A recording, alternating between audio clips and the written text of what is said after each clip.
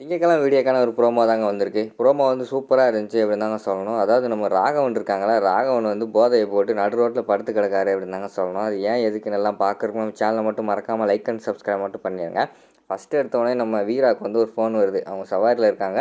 அந்த நேரத்தில் வந்து ஒருத்தர் ஃபோன் பண்ணுறாரு. அம்மா வீராவா நீங்கள் அப்படிங்கிற மாதிரி கேட்டவொடனே, ஆமாண்ணே நீங்கள் யார் அப்படிங்கிற மாதிரி சொன்னோன்னே அவர் ஒரு பேரை சொல்லிவிட்டு, நான் தாம்மா பேசுகிறேன். இந்த ராமச்சந்திரனோட பையன் இருக்கான்ல, அவன் வந்து இந்த தெரு முக்கில் வந்து குடிச்சு போட்டு கிடக்காம எந்திரிக்க முடியாமல் அவனை கொண்டு போய் வீட்டில் விட்டுருங்கம்மா அப்படிங்கிற மாதிரி சொல்கிறாங்க.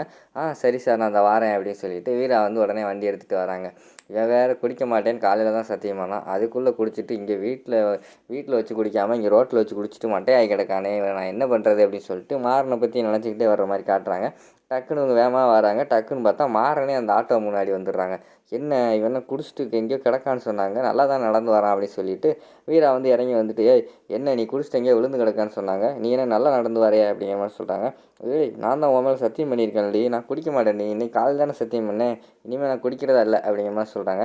ஏய் பொய் சொல்லாத, இப்போ தான் எனக்கு ஃபோன் வந்துச்சு, ஒழுங்கா ஊது ஊது அப்படிங்கிற மாதிரி சொல்கிறாங்க. ஏய் நம்புடி அப்படிங்கிற மாதிரி சொல்கிறாங்க நம்ம மாறனு. நீ இப்போ ஊது அப்போ தான் நான் நம்புவேன் அப்படிங்கிற மாதிரி வீரா சொல்கிறாங்க. சரின்னு சொல்லிட்டு ஊதுறாங்க.